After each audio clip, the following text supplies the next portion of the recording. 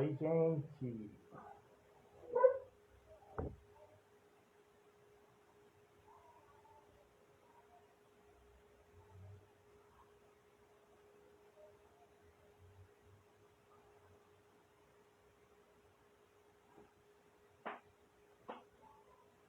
Vamos chegar todo mundo.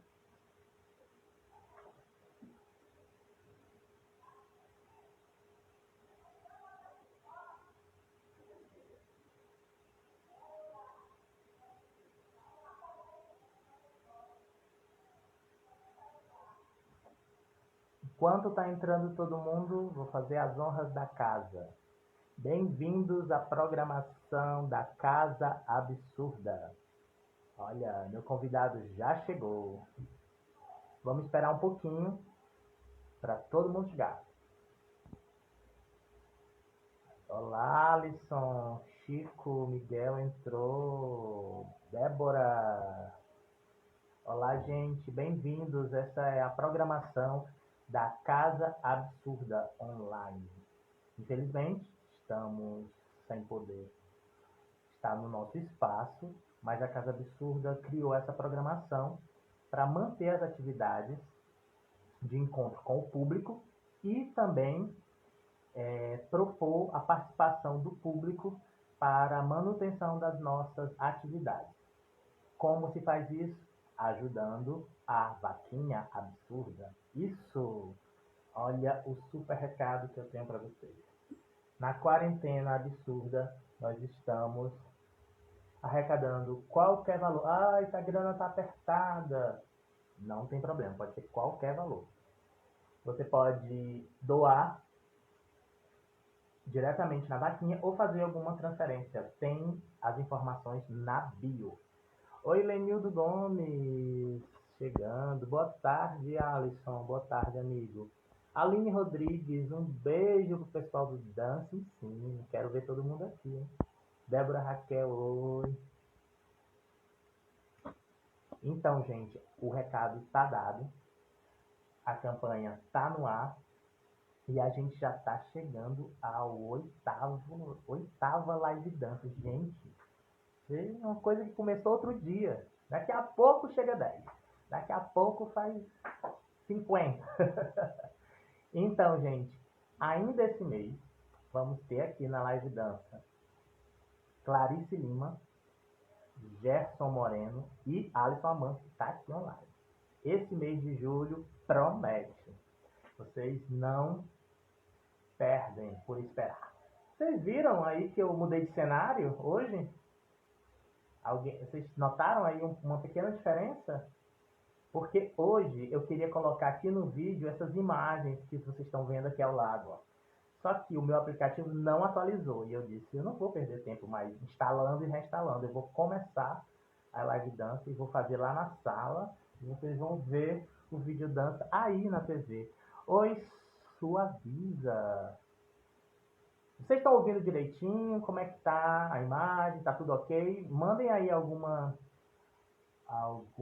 oi, algum recadinho para eu saber se está tudo ok. São exatamente 16h04. A Alessandra, avisa aí, amiga. O pessoal da Casa Absurda pode ajudar. Tudo ok, tudo ok. A Alisson falou tudo ok. Luísa chegou. Aí pronto. Agora tá chegando o povo da casa. Vou me acalmando mais um pouco. Porque esse clima... Porque hoje o papo vai ser um super papo com o nosso queridíssimo Ernesto Gabriel. Vocês estão vendo ele aí ao fundo, ó? Eu coloquei aqui imagens do videodança Partida. É um videodança realizado pelo Alexandre Veras e Luiz Carlos Bezerril, com coreografia e atuação de Ernesto Gabriel. E a gente, vocês ainda não viram o Ernesto dançando? Vocês tinham que ver. Esse vídeo é incrível. Eu tive o prazer de assistir esse trabalho ao vivo. O Ernesto, ele fez esse trabalho no teatro e depois foi para o videodança. É lindo. Então eu não queria deixar de começar com essas imagens. Eu vou deixar um pouquinho enquanto chega mais gente.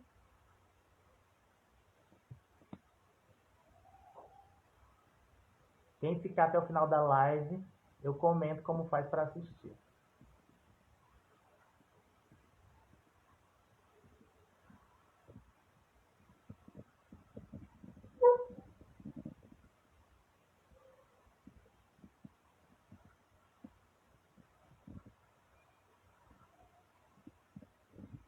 Olá, quem está chegando agora? Bruno Fernandes, Lares, Rolda, Ana Patrícia. Acabei de ver a live da Ana Patrícia. Uma super bebê aí que já está enorme. Neto Cie, bem-vindo, gente. Esse aqui é a Live Dança, a programação de sexta-feira da Casa Absurda. É na Live Dança que a gente recebe convidados da dança para conversar um pouco. É uma possibilidade que a Casa Absurda abriu para a gente é, compartilhar momentos, né, com os artistas que estão nesse momento em isolamento, e aí a gente propôs uma programação para cada dia. Na terça-feira a gente tem a Galeria Absurda, com curadoria de Raíssa Cristina, toda terça-feira, meio-dia, no feed da Casa Absurda, tem lá um artista que você vai poder ver 10 trabalhos dele em formato foto e um texto crítico da Raíssa, que está muito legal. Na quarta-feira a gente tem a live teatro, e esse mês a gente abriu com uma live com o grupo de Arajal. Ainda tem muita coisa boa aí por vir. Na sexta a gente tem a live de dança, e no sábado e domingo a gente tem programação para crianças. Nessa programação a gente esse mês vai apresentar os espetáculos online, ao vivo. Vocês vão poder comprar os ingressos via Simpla. Vai ter todas as informações aqui e vão assistir sábado e domingo As Aventuras de João Sortudo com a Companhia Prisma, e da outra semana o Groleto com o Grupo Pavilhão da Magnólia. Então, procura aí no feed, procura direitinho as informações, que logo, logo vocês vão saber de tudo. Sem mais delongas, vamos começar. E para começar, eu queria dedicar a live de hoje a duas pessoas muito queridas que não estão mais aqui conosco, mas estão dentro dos nossos corações, da nossa cabeça e na história da dança do Ceará. Hoje, dia 3 de julho, faz um ano que a Luciane Maria nos deixou. A Luciane Maria era uma produtora cultural da cidade de Juazeiro do Norte, uma grande amiga, fundadora da Associação Dança Cariri, junto com Alisson. E hoje o dia amanheceu com um pouquinho de aperto no peito, porque a saudade é grande, mas também muito feliz porque Luciane deixou um legado enorme, não só para a dança, mas também para os amigos que tiveram o privilégio de conhecê-la. Então, eu queria dedicar essa live de dança para a Lu, minha amiga querida. E também para a Penha de Souza, que nos deixou essa semana. A Penha de Souza é uma professora de dança moderna que foi muito importante para a história da dança do Brasil. A gente do Ceará teve a oportunidade de tê-la várias vezes aqui. Eu a conheci quando ainda trabalhava no colégio de dança com o Ernesto, que é o nosso convidado de hoje. A Penha, cada turma ela vinha ministrar uma aula, ela dava a disciplina de técnica de Martha Graham, uma técnica de dança moderna. E também na Associação Dança Cariri, quando eu trabalhava lá com a Alice, a gente teve o prazer também de receber a Penha no Cariri. Então, um grande abraço assim, para a família da Penha Cláudia, todo mundo. Para todo mundo da dança que também está sentindo, né, essa perca, que foi uma perca bastante dolorosa. E então eu queria começar hoje dedicando essa live para essas duas pessoas. E vou chamar agora o nosso convidado. Não, ele não vai ficar só na tela da minha TV, ele vai aparecer na tela de vocês. Ernesto, vou te chamar. Aceita aí, Ernesto. Chamei. Ernesto está chegando.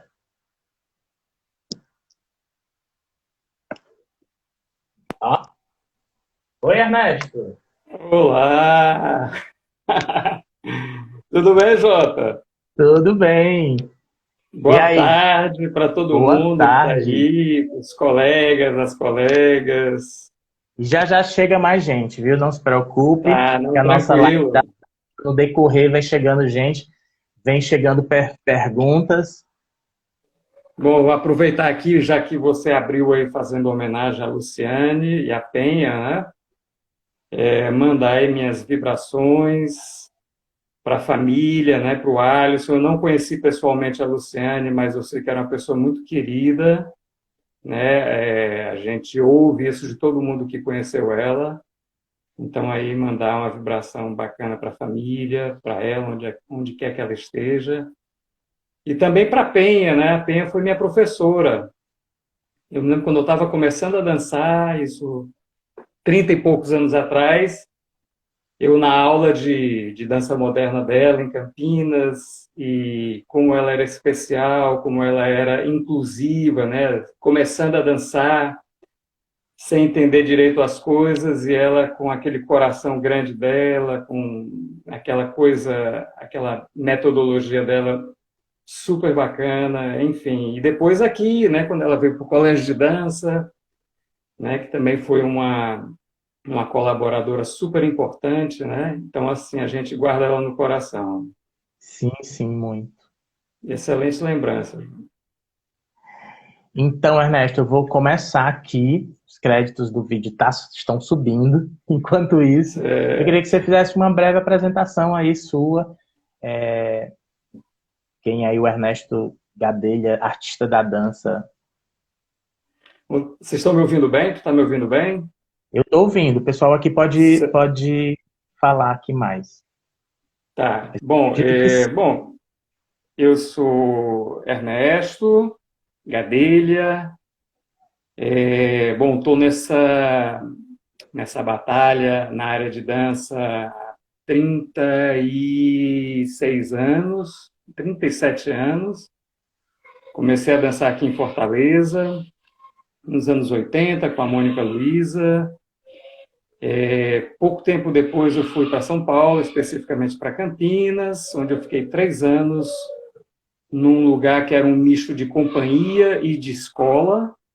Ali foi um processo super importante para mim, de formação, de adentrar, né, de adentramento desse universo da dança.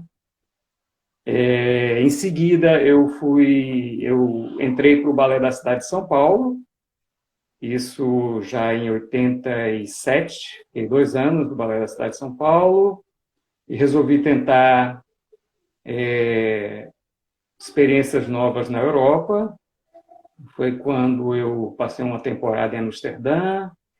Na sequência, eu fui para a Alemanha, onde eu comecei a dançar em companhias, em teatros lá. Na Alemanha, acabei ficando 7 anos e meio, né? Passei 3 anos dançando profissionalmente. Depois, eu comecei a ter alguns problemas relativos ao trabalho em excesso, né? E fui aconselhado a tentar fazer outras coisas, e foi quando eu decidi fazer uma formação para ser professor de dança. Então, eu fiz uma primeira formação de 2 anos, depois eu fui para a Folkwang Hochschule, que é a escola que era dirigida pela Pina Bausch, né, que carregava aquela tradição da dança expressionista, do Curtiós. E ali eu fui porque, como a minha formação anterior em Colônia tinha sido isso, ela era muito voltada para a dança clássica, eu queria fazer uma aproximação com a dança contemporânea, com a dança moderna, me dedicar um pouco a essa interface da dança clássica com a dança contemporânea. Passei mais 2 anos ali como aluno convidado, e na sequência eu me tornei professor de dança, trabalhando para várias companhias como professor convidado. Depois de algum tempo, já muito tempo na Alemanha, comecei a cansar de estar ali, e na época eu estava junto com a bailarina da Costa Rica, e a gente resolveu se mudar para Costa Rica. Fiquei 1 ano lá, 1 ano e pouco, trabalhando ainda como professor convidado lá, na Alemanha, em Israel, onde eu ia dar aulas para a Kibbutz Dance Company, que é uma companhia bem bacana lá de Israel. Até que eu voltei para Fortaleza em 98. Resolvi voltar para Fortaleza, e foi um período assim muito rico, muita ebulição na área da dança aqui no Ceará, o período que antecedeu a implementação do colégio de dança. E aí, de lá para cá, né, são 20 anos, mais ou menos, atuando como professor, Foi nesse como período que a Bienal curador, começou, como né? gestor. O movimento Exatamente, né? A Bienal, a primeira edição da Bienal foi em 97, né? Eu acho que a Bienal foi como que um ponto de congregação, de sim, aglutinação de vários agentes da dança aqui no Ceará, né? E daí saiu a proposta do Colégio de Dança. sim, todo o movimento, né, dos A profissionais da comissão de dança que chegaram dança, até né? a comissão de dança, Isso. exatamente. Estava tentando para Isso. falar essa palavra. Ernesto, e aproveitando que tem chegando mais gente aqui, boa tarde, Denise, Lisete, Aline Braga, ó, o pessoal do Dança em Cena tá aqui, Aline, querida. calma lá, chegarei lá. Quem tá vendo essas imagens chegou agora, isso trata-se de um vídeo dança que o Ernesto dançou com direção do Alexandre Veras e do Luiz Carlos Bezerril, que eu coloquei aqui de fundo. Por isso que eu vim para outro cenário hoje, que eu queria colocar esse vídeo aqui, para vocês verem um pouco do Ernesto dançando. Tu ainda se lembra disso no palco, vi. Júnior? Você dividia a noite com o pano de boca, era isso? Era com a produção, que eu me lembro, eu não sei quem é que estava à frente da produção, mas sei que tinha Ricardo Barreto, Era um tinha trabalho Júlio César. depois do Ricardo Barreto, exatamente. Exatamente. Eu me lembro de algumas cenas, ele jogando alface na plateia. Eu lembro de tudo disso. O Ernesto dançava como está aqui. É muito lindo. Inclusive, se tiver esse vídeo, Ernesto, do espetáculo, disponibiliza aí nas redes para a gente ver. Bom, eu tenho ele. Eu vou olhar de novo e ver se ele está liberado para apreciação E aí, pública. esse vídeo dança, né, que é um núcleo super importante que aconteceu aqui em Fortaleza, na época do Alpendre, que era onde a Companhia da Arte e Danças habitava, junto com o Alexandre, né, e teve todo esse movimento do videodança, e foi nessa época que saiu esse trabalho, não é isso? Exatamente. Isso aí, na verdade, foi meio que uma provocação do Alexandre Veras e do Bezerril, né, do Luiz Carlos Bezerril, porque eu acho que eles não viram a performance no palco. Mas aí eu me lembro que houve uma grande intervenção no Alpendre, que vários artistas da dança participaram, e eu fiz um extrato do trabalho que eu tinha feito no palco numa das salas do Alpendre. Né? A gente armou a rede lá e tal, e eu fiz uma parte da performance, e aí eles viram e disseram, cara, vamos fazer um videodança com isso. Que massa, sorte a nossa aqui, ó, até hoje tá aqui pra gente ver. Eles produziram isso aí foi filmado na lagoa, da fazenda do Alexandre Veras. Foi um processo muito bacana. Você nunca tinha feito uma filmagem, você não entendia direito como é que fazia. E alargou muito assim, a minha percepção com relação às possibilidades dessa interface entre o vídeo e a dança. Né? É interessante que esse vídeo ele circulou muito, vários festivais mundo afora. Eu costumo brincar com o Alexandre, digo, rapaz, Alexandre, teve sorte, né? Ele disse, não foi só sorte, não. É que o vídeo é super bonito, é super delicado. Ele tem uma poética, assim, singular, né? Enfim, eu gosto, é bacana sempre rever. Comecei com essa surpresa, tem coisas mais vindo aí, gente. Gente, a nossa primeira pergunta, tema da live dança, da programação da Casa Absurda, a gente quer saber o que é que o artista estava fazendo quando o mundo ficou de cabeça para baixo, que a gente teve que parar tudo e dizer assim, meu Deus, o que está acontecendo? O que a gente vai fazer?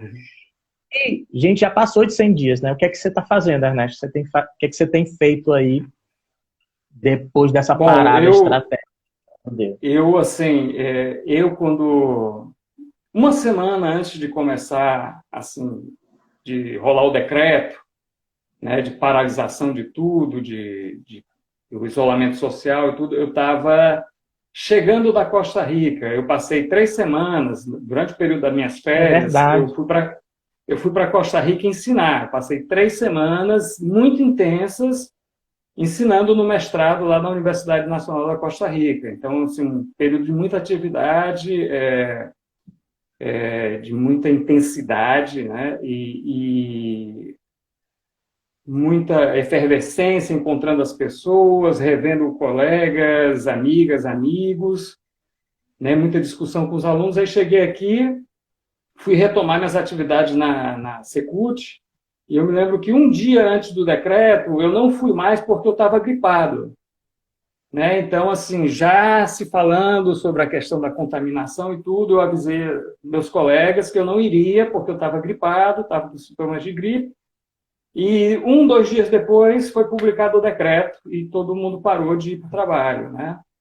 Então, assim, foi como que você sair de 80 para 8. Né? Vinha assim, um pique de trabalho e, de repente, você fica em casa, preso, ainda sem saber direito como é que você vai estruturar a sua rotina, as crianças param de ir para a escola, fica todo mundo trancafiado, né? E de lá para cá eu fui tentando construir uma rotina, né? E assim, além do trabalho lá na Secult, que é meu trabalho fixo, eu também dou aula, né? Ainda dei algumas aulas na semana, no dia que eu cheguei eu dei aula, né? Então De tudo isso balé. foi suspenso, de balé, exatamente. E aí esse meio tempo eu venho tentando estruturar a minha dinâmica do dia a dia, né? E agora está assim uma programação bastante intensa, né? Eu tipo trabalho de 7h, 7h30 da manhã até as 11 da noite, né? Porque eu consegui separar as coisas. Eu estou fazendo mestrado também, então tem que arrumar tempo para estudar, tem que arrumar tempo para fazer todo o trabalho remoto que a gente está fazendo para a Secult. E uma vez por semana ainda dou uma aula remota de dança, né? Aí, fora isso, você tem que fazer alguma coisa fisicamente, alguma coisa corporal, porque senão você fica louco, né? Uhum. Então, ainda dou umas escapadas no final do dia para poder dar uma corrida, fazer algum tipo de exercício. E aí isso vai e fica esse esquema de trabalho alternado de 7h30 da manhã até as 11 da noite. Ainda tem a molecada, né? As E as crianças, crianças. deve ser Exatamente. uma A gente trabalhação. tem que se reinventar um pouco, né? É isso. Ernesto, então quando você começou a falar, né, esse panorama que você deu assim da sua trajetória quanto bailarina, as viagens, assim, os locais que você passou, eu já mandei essas perguntas assim pro convidado para a gente pensar junto também como por onde seguir. Então eu fiz essa reflexão aqui que desde que o Ernesto voltou para Fortaleza, ele vem participando de experiências de políticas públicas, né? Como o colégio de dança, a implementação do colégio de dança, e que ele foi diretor artístico do colégio de dança,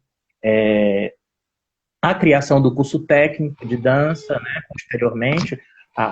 Opa, posteriormente, a implementação da escola pública de dança da Vila das Artes, né? Então, assim, eu queria que a gente fosse por esse caminho, como se analisa, assim, essa organização do movimento da dança, né? E como essas políticas reverberam até hoje, né? Na dança do Ceará.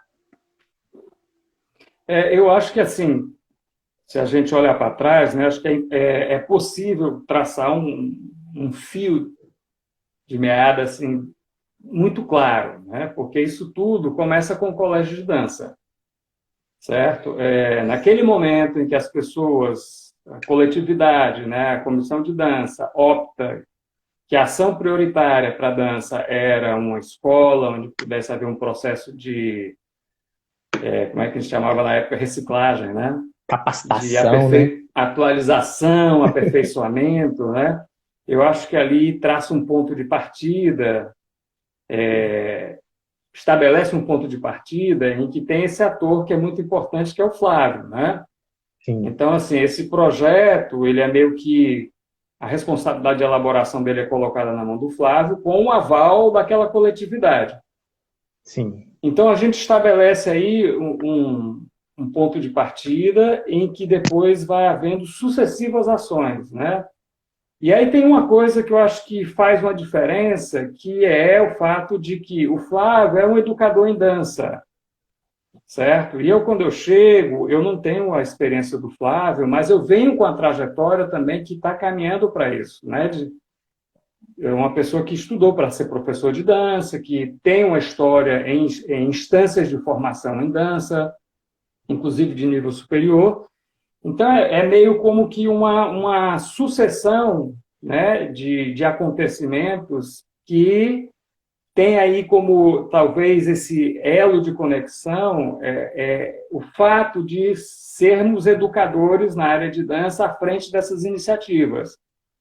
Né? Então, o sim. colégio de dança, ao mesmo tempo, eu não sei se você assistiu uma conversa que a gente fez outro dia sobre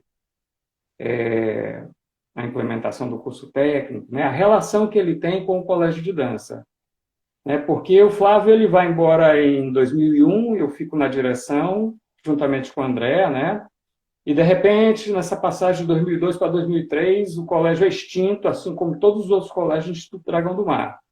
E Sim. aí eu sou chamado para fazer parte da equipe do Dragão do Mar, das coordenadorias lá, das várias linguagens artísticas. Então, assim, eu tinha uma coisa que era muito presente o tempo todo, que é, pô, estou entrando fazer parte de uma equipe de um governo que acabou com o que via antes. Então, eu tenho essa responsabilidade, é uma coisa assim, meio pessoal, de restabelecer algo que possa, né, substituir ou, por exemplo, ou pelo menos cumprir um pouco a função do que o colégio de dança cumpria. Então, foram Responder para 3 anos. Como? uma resposta também para essa classe, né, para esse movimento. Exatamente, né? A gente tinha um compromisso muito presente com a coletividade. Naquela época, a gente criou o Fórum de Dança também. Né? Então, eu era governo, mas era fórum de dança também. Era uma coisa meio, né? O fórum de dança ele foi criado como uma instância de representatividade da coletividade junto ao governo. Então, esse compromisso ele estava muito presente sempre. Né? Então, foram 2 anos e meio, quase 3 anos aí de gestões internas, gestões políticas, para que o curso técnico pudesse ser criado. Né? Então, assim, e é muito bacana você perceber que o curso técnico está aí até hoje, já na sua sétima turma, né? E eu acho que é uma ação do governo, uma política do governo, que ela considerada como um ganho, uma conquista, uma aquisição para a área. Né? Então, acho que as pessoas têm muito zelo com essa iniciativa. E aí, depois desse período no Dragão do Mar, eu fui convidado para implementar a escola de dança lá da Vila das Artes. Certo? A Vila das Artes já tinha iniciado um ano antes, em 2006, isso foi 2006, 2007. Tinha iniciado com a escola de audiovisual e eu fui convidado para implementar a escola de dança. E é como se uma coisa fosse levando a outra, né? Eu me lembro bem que depois da primeira turma do colégio de dança, foi mudando, do curso técnico, foi mudando um pouco o perfil do corpo discente, né? E a gente percebia que as pessoas chegavam um pouco menos preparadas em termos de vivência, de experiência, de formação em dança. Então, a proposta de implementar, por exemplo, a formação básica em dança dentro da Escola de Dança da Vila das Artes está muito ligada a isso, né? Essa tentativa de estabelecer um itinerário formativo que pudesse preparar pessoas para chegar melhor preparadas no curso técnico. Então, tem uma conexão assim muito explícita, era muito claro para mim essa conexão entre a Escola de Dança da Vila das Artes e o curso técnico. É como se uma coisa preparando para outra. Para outra, né? E aí, assim, é interessante você, hoje, observando, né, perceber que o que se estabelece como política mais efetiva e duradoura no campo da dança aqui no Ceará tem sido as políticas de formação. Né? Aí, claro, a gente tem os editais, que funcionam um pouco como uma política de fomento, né, com as suas deficiências, é claro, mas eu acho que essa questão das políticas de formação elas têm se afirmado e se constituído como um marco interessante aí nos últimos 20 anos aqui no campo da dança no Ceará. Muito legal. Gente, quem quiser participar com perguntas, é só colocar aqui. Daqui a pouco eu vou dar uma olhada.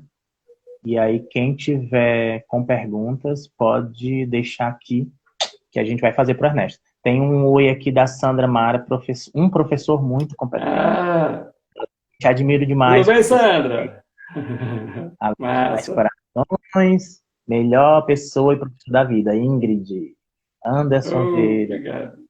Gente, todo mundo tem um carinho muito grande por isso, né? Silviane.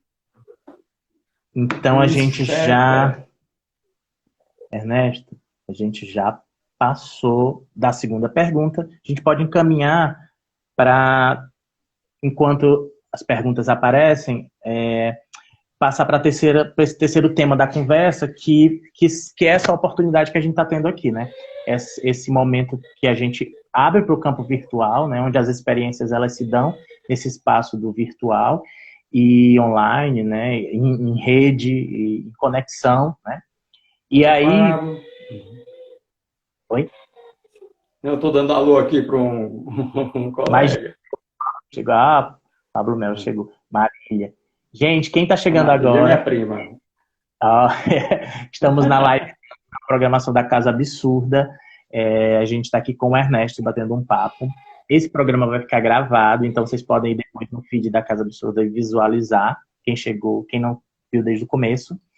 E a gente está indo para a terceira pergunta, terceiro tema de conversa, que é esse espaço que a gente tem agora com o virtual, né, com o online. As atividades remotas, tanto as aulas como até performance online, eu falei aqui da programação da Casa Absurda, que a gente está fazendo atividades online, vem sendo realizada aqui no isolamento, depois do isolamento social, como uma possibilidade da gente se encontrar, como estratégia também, frente a uma precariedade financeira que nós, artistas, em geral, temos, né? Então, assim, ter que ficar em casa também nos provoca a fazer coisas para, tanto artisticamente, o desejo de produzir, e também para, como ação para pagar as contas no fim do mês, né? Então, assim, tem essas complexidades.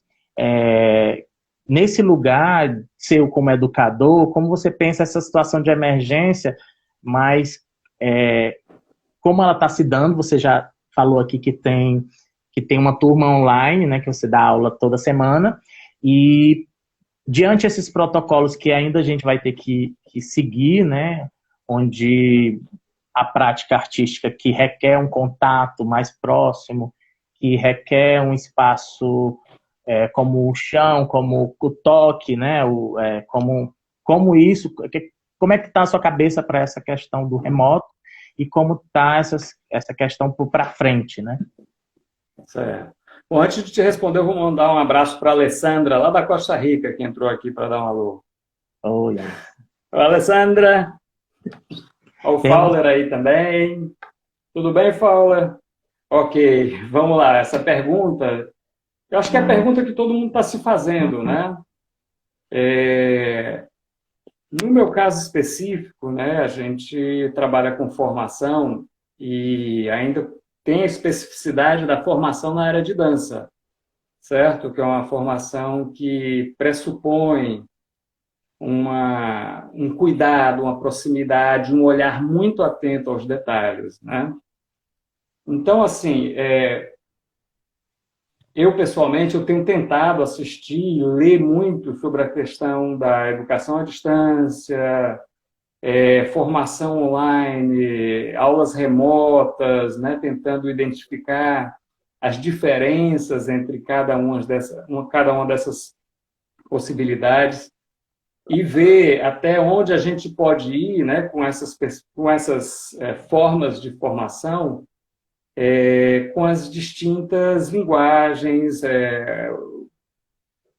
as várias possibilidades que a gente pode utilizar esses recursos, né? Então, tem um pouco esse mantra, que é de uma possibilidade para um imperativo, né? O que antes era uma possibilidade, uma opção, se tornou meio que um imperativo no contexto atual. E, assim, a minha percepção hoje é que há casos e casos. Há casos em que a formação remota, online, ela é possível, ela é viável, e há casos que não se aplica, né? E, por exemplo, é diferente eu trabalhar com um aluno que está num determinado nível mais avançado, que tem uma autonomia, uma consciência, falar aqui no caso específico da dança, uma consciência corporal em que ele é capaz, né, de trabalhar de forma autônoma.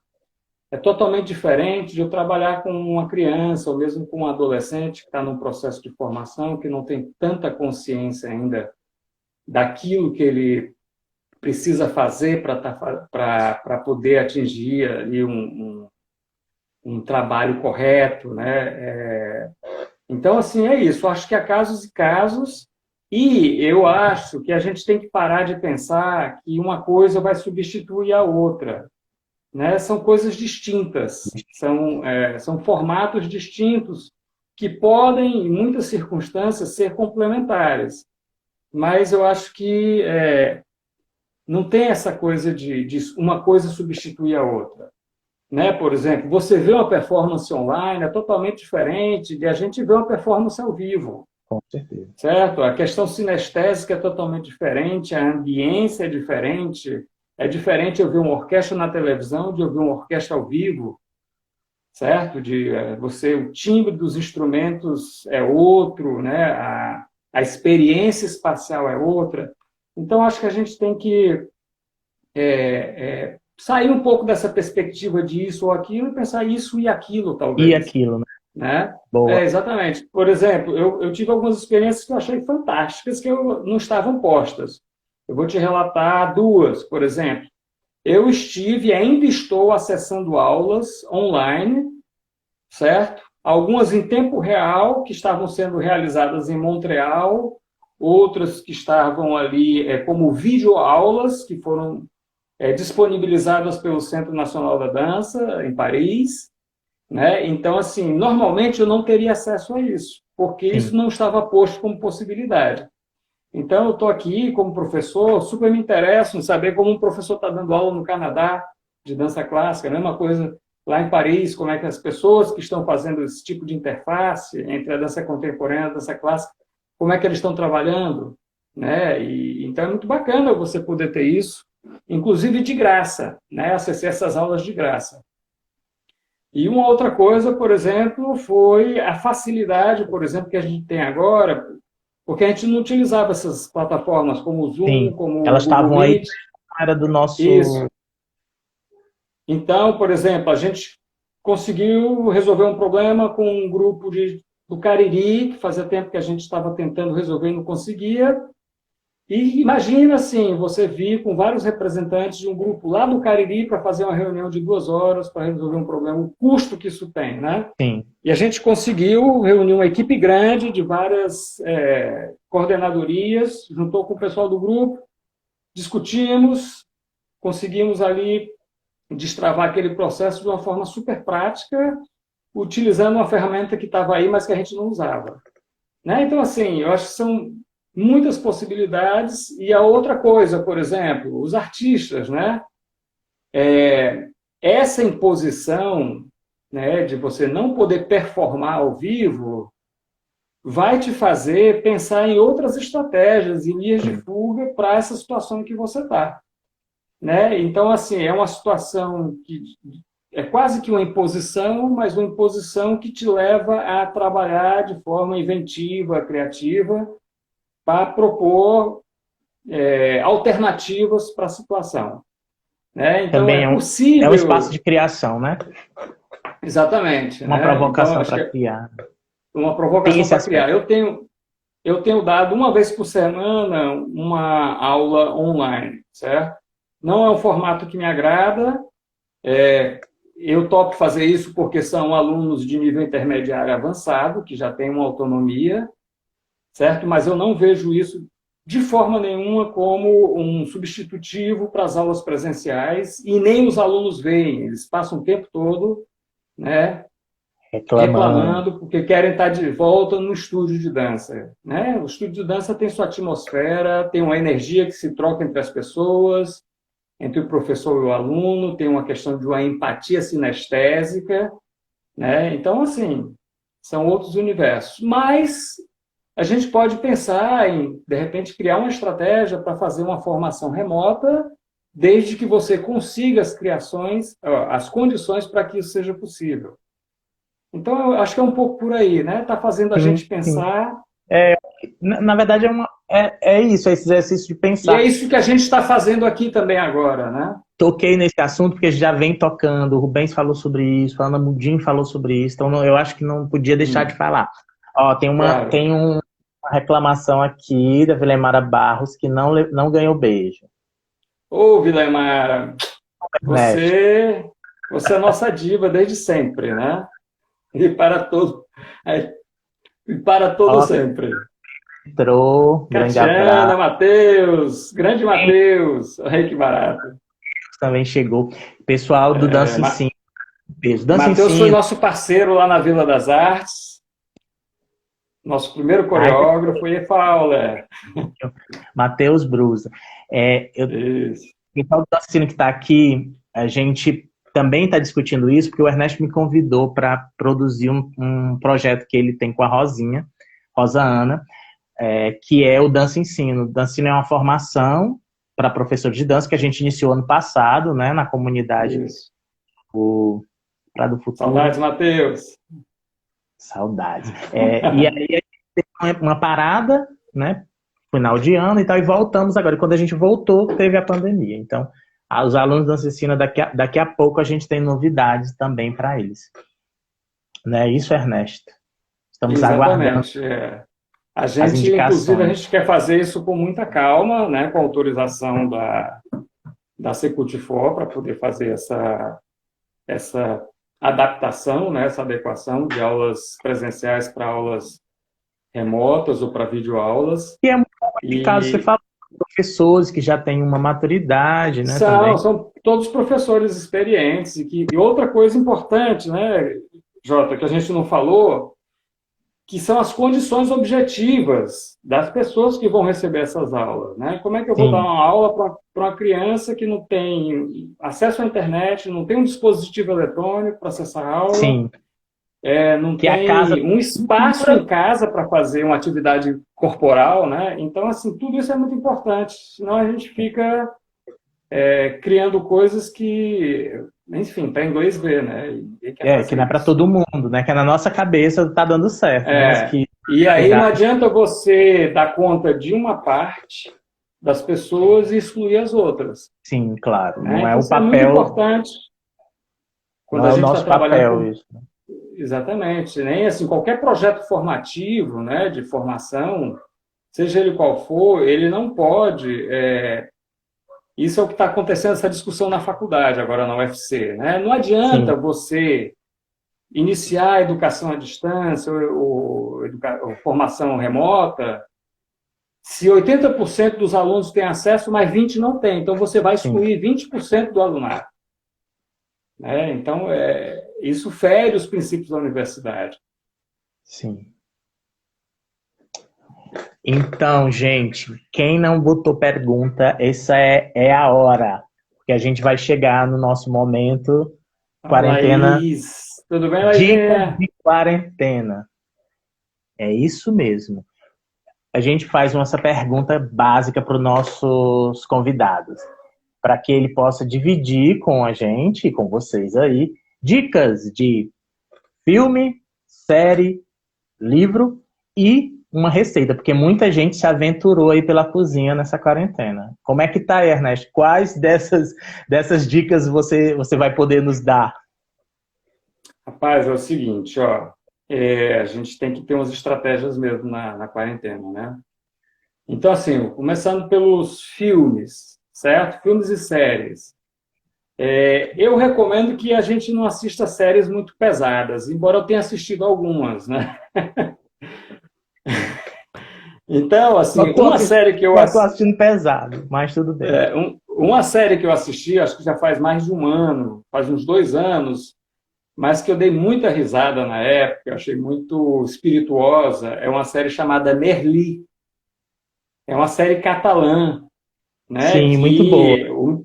Pronto, o Merli é um professor de filosofia totalmente assim fora dos padrões, né? Pouco ortodoxo. Então, cada capítulo remete a um filósofo, a um pensador. E aí, assim, com uma série de desdobramentos, e você morre de dar risada e se apaixona pelo Merli. É uma figura muito carismática. Né? E assim... E ele tem uns adolescentes, as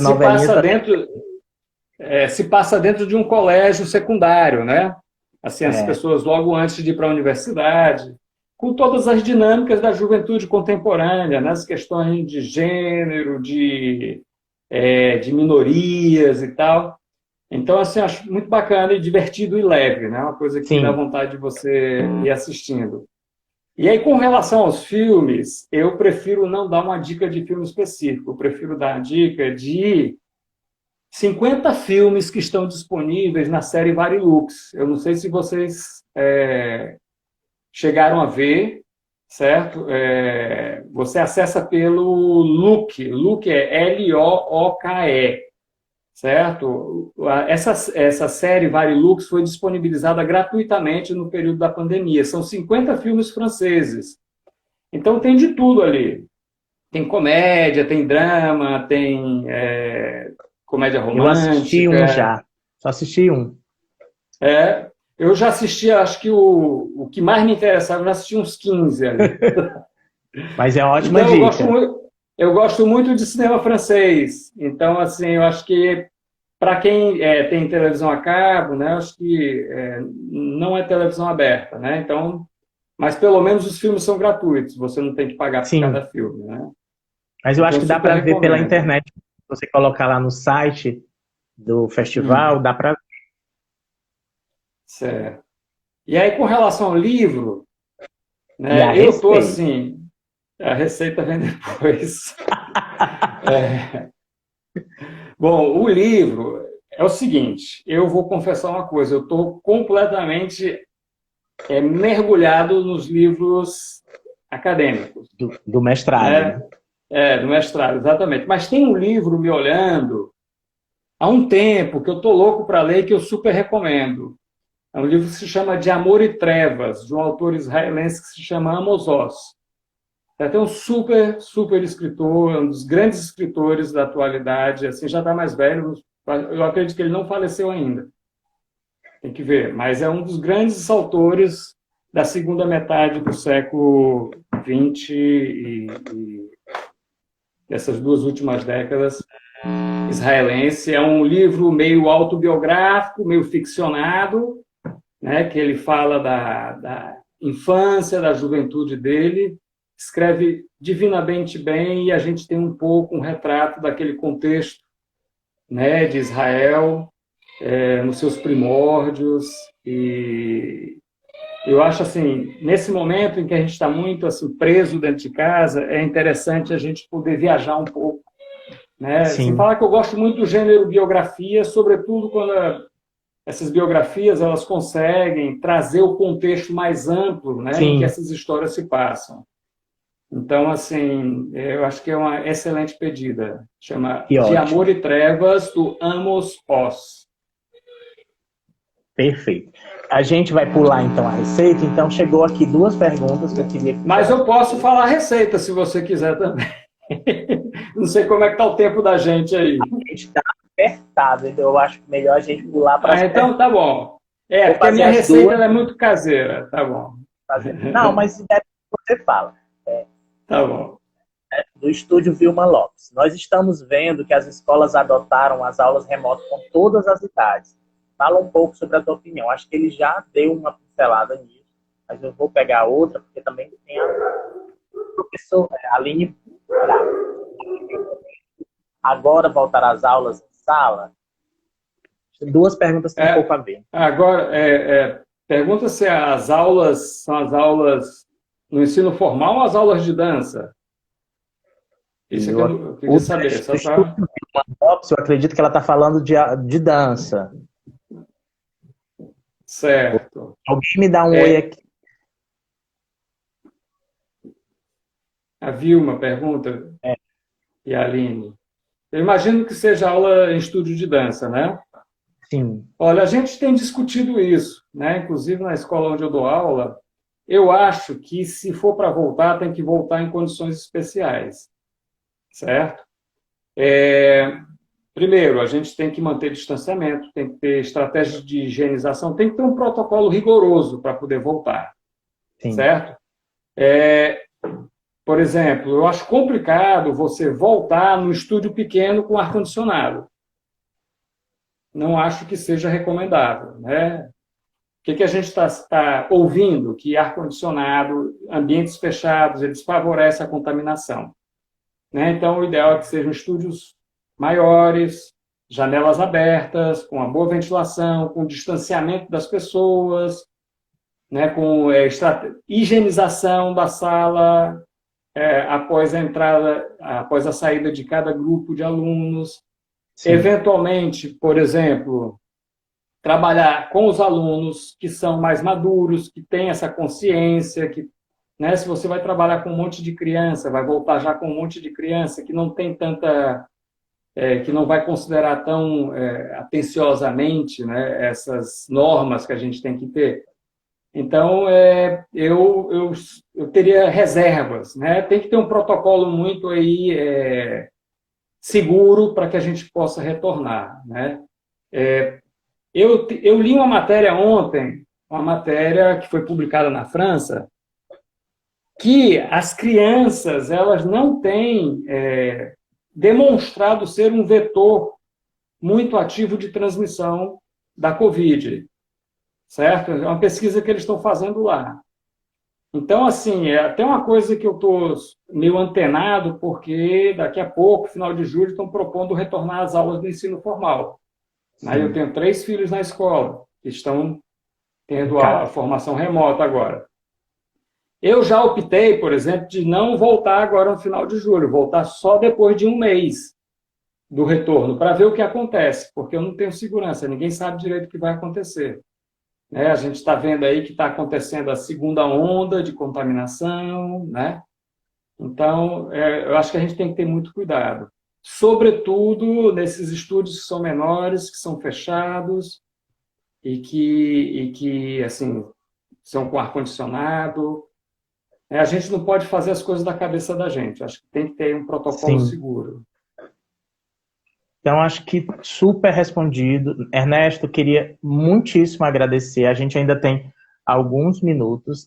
A gente lança um desafio final. Você preparou alguma coisa pra gente? Como assim? Pode ser uma música, se você quer cantar, se você quer dançar. Não, pelo amor de Deus. A gente tem sempre esse momento mais... Para isso aí eu não me preparei. Mas deixa eu te dizer, eu queria falar aqui publicamente que o Ernesto é uma pessoa super importante na minha trajetória. Com o Flávio e com o Ernesto eu aprendi muita coisa. Com o Flávio, e especificamente, eu aprendi muito pela arte da dança. E com o Ernesto eu aprendi muito respeito, muito rigor. Porque o Ernesto ensinou pra gente que essa paixão pela dança também é paixão pelo cuidado, pelos profissionais que o cercam, pelo o comprometimento com a coisa. E isso é uma coisa que eu guardo e que eu tento colocar isso para frente da minha vida. Então, é um super agradecimento. Ernesto, sempre que aparece alguma coisa, sempre me inclui em muitos projetos. Então, é um agradecimento público. Eu já disse, Ju, não faço nada sem você. Público. Enquanto você faz parte da minha história enquanto produtor cultural, enquanto artista, e para mim isso é uma referência, sim, desse rigor, dessa qualidade que você impõe no seu trabalho e nessas relações que estão dentro da arte, que precisam, sim, disso, e quanto isso é importante para o geral, né? São coisas que a gente, aparentemente, as pessoas acham que não são vistas, mas elas são vistas. Agora vai aparecer aqui corações, você é demais, pode preparar. Júnior, eu quero lhe dizer também, o Jota, para quem não sabe, ele era o nosso produtor lá no Colégio de Dança. E era um produtor bastante jovem, muito criativo e às vezes rebelde também, né? Exatamente. Mas a gente gostava tanto dele que a gente relevava a rebeldia dele. E assim, é muito bacana ver a sua trajetória também, Jota. Assim, você estudou teatro, se especializou em produção, está com um projeto lindo, que é o da Casa Absurda, que todo mundo conhece, todo mundo fala, todo mundo é super fã, né?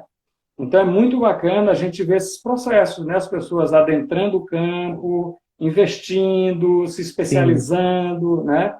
E eu acho que a gente tem vivido nos últimos 20 anos um processo de amadurecimento e de qualificação dos atores do campo das artes, sabe? É muito bacana a gente ver isso, ver o trabalho de vocês também na Casa Absurda, Nelson, Silviane, e todos os colegas que fazem a Casa Absurda. Eu acho que é uma referência hoje para a gente, né? Então, para mim é um super prazer estar aqui conversando contigo e participando aí dessa programação da Casa Absurda. Me sinto super honrado. Isso. Como é que é? Já estava na lista dos convidados desde o começo. E aí, muito bacana ver o pessoal querido todo aparecendo aí. É isso também, né? Por exemplo, esse tipo de circunstância coloca a gente em contato, né? E aproxima e faz a gente não só estar discutindo questões que dizem respeito às nossas histórias e tal, mas está discutindo a própria situação do campo, né? Da área, da cultura, da arte. Então é isso, vamos em frente. Vamos em frente, vamos muita coisa. Inventando estratégias. Exatamente. E se reinventando todo dia. Muito obrigado, Ernesto. Sempre em movimento. Movimento. Em movimento. Eu que agradeço pelo convite. E agradeço a todo mundo que apareceu aí para ver a gente, para mandar um alô. Prazerzão. Obrigado, Ernesto. Valeu, Jota. Até a próxima. Até. Tchau.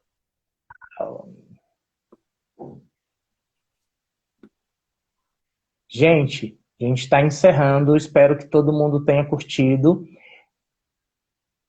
Quem tiver a fim de ver a programação que passou, está toda disponível no feed da Casa Absurda. A gente teve aqui muita gente legal para conversar. Teve André Bardavil, teve Fowler, Cláudia Pires, Edvan, Ana Mundim, Emily Dalton, Rubens Lopes. Então foram sextas-feiras incríveis. E eu estou super feliz, assim, emocionado de trazer o Ernesto aqui, como vocês viram. Estava nervoso. Mas muito feliz da participação de vocês. Espero que esse seja um espaço, sim, de encontro, de dizer o quanto a gente quer bem um ao outro, de como a gente está tentando se fortalecer para seguir, porque os tempos não são fáceis, mas eles exigem da gente coragem. E o último recado é que a nossa campanha da Quarentena Absurda está no ar e vocês podem doar qualquer quantia na nossa vaquinha virtual.